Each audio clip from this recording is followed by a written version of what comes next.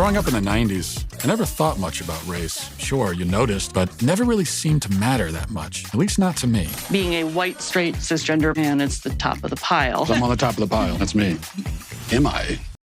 I would really appreciate it if you left. I'm trying to learn. I'm on this journey. Can you please leave? If I'm going to sort this out, I need to go deeper undercover. If I want to be an ally, I need to look like one. So I just finished watching Am I? Definitely recommend it. Really good, thought-provoking movie. Absolutely hilarious. You cannot separate yourselves from the bad white people.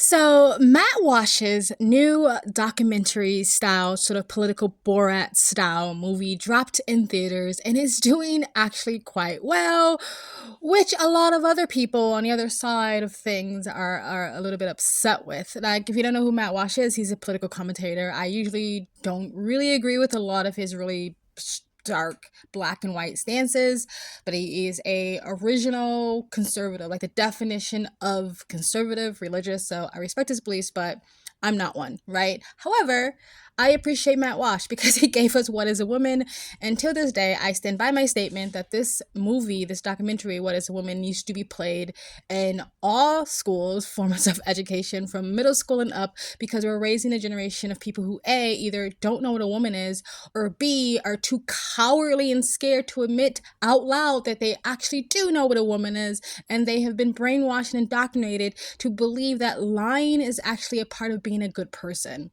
So, yes, What is a Woman? Recommended. What is racism? Martin Luther King said not to judge people by the... Martin Luther King said a lot of stuff. Is America inherently racist? What the hell is that? The word inherent is challenging there. America is racist to its bones. I haven't actually seen Am I Racist yet because I've been working and I want to like really sit down and like take it in. I might do like a reaction review to it, but I kind of know the gist of it. I've seen some reviews with no spoilers and I've seen the clips, right? I do believe that Am I Racist is a bit more like comical than What is a Woman. If you watch What is a Woman, the first half is funny and then it takes like a dark turn and makes you want to punch a wall or lose all faith in humanity.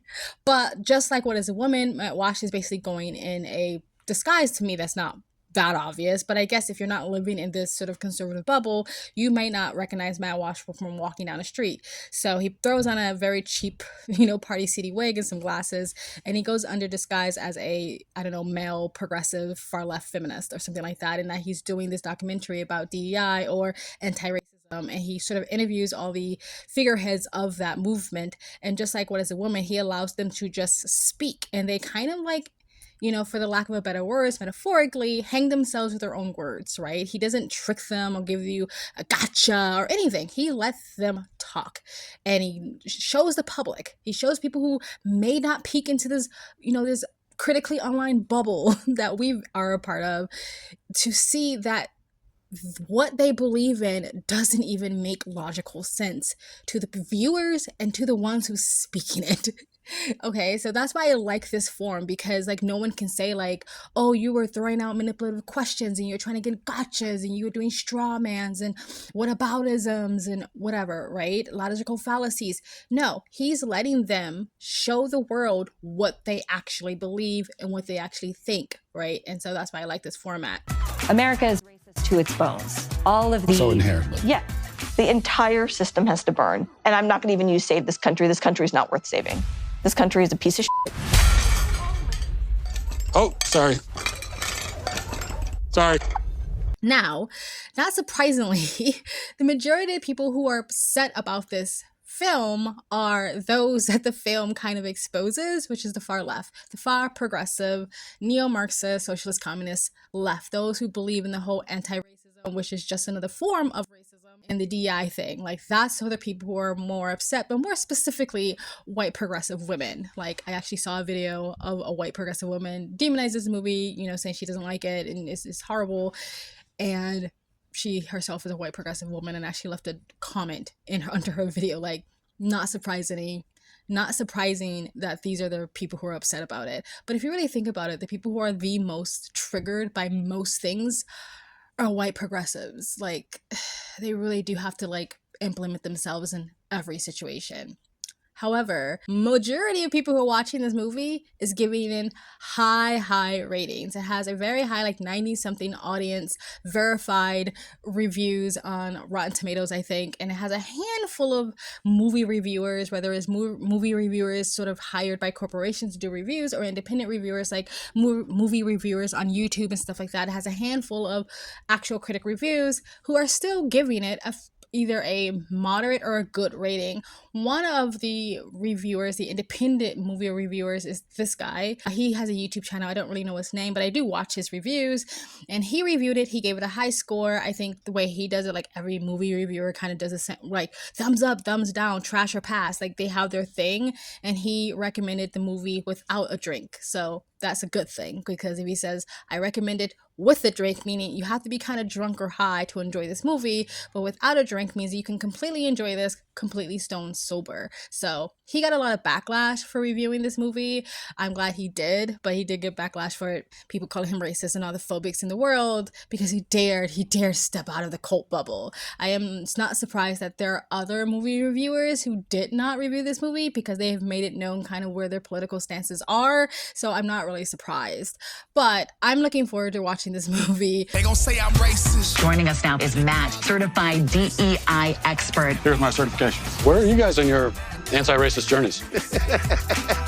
So I'll look around the room and point to who we believe is the most racist person in the room. One of the other things that I think this movie exposes that I'm looking forward to is that this is not about, standing up for the oppressed in quotation marks. This is not about standing up for the vulnerable. This is not about hearing people of color out or anything like that. This is about money. People made up a term, which is anti-racism, and now they get paid thousands upon thousands upon thousands of dollars to go do speeches and workshops at jobs and universities and stuff like that. Even Maya the D'Angelo woman, whatever her freaking name is, she's basically like the Virgin Mary. Trying to find a word, but she's like basically like the goddess of the anti-racism movement. She has made herself very, very rich, basically writing books about how she's a racist and how every white person in the world is inherently racist, right? And she even would not do the interview for what she thought was a documentary about anti-racism and DEI. She wouldn't do the interview unless she was getting paid at least $10,000. Now she claims now that she's gotten called out, she donated that money, but before is like, I would do the interview if you pay me $10,000. A lot of these women are rich. The women sitting around the table jacking each other off, like circle jerking, high-fiving each other, are just upper middle class bored housewives women who are paying thousands of dollars literally just to sit around a table and circle jerk each other.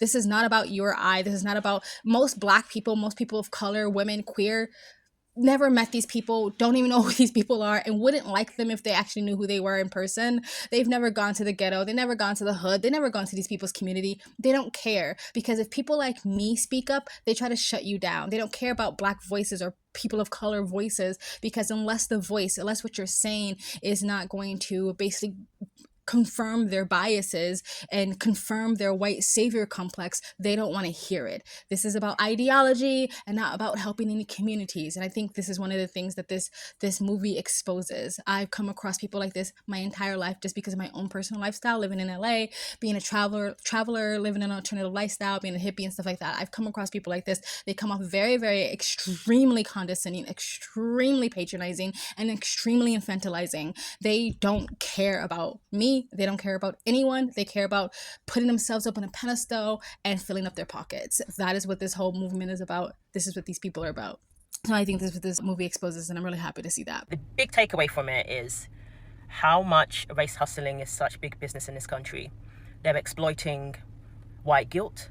They're exploiting those who have a sense of victimhood, those who have suffered trauma in the past. They're exploiting it.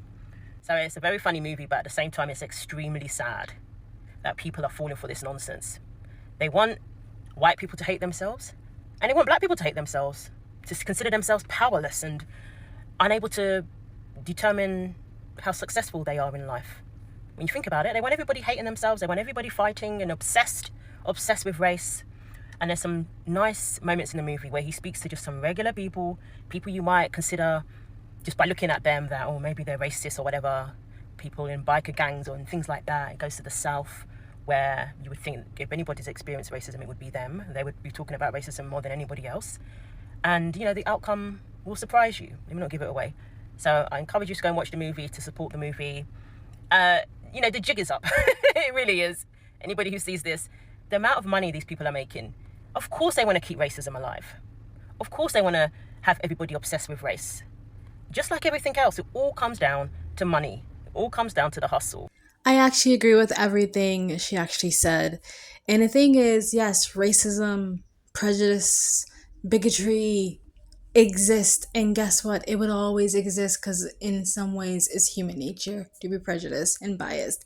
However, anti-racism, DEI, and race hustlers do not combat racism.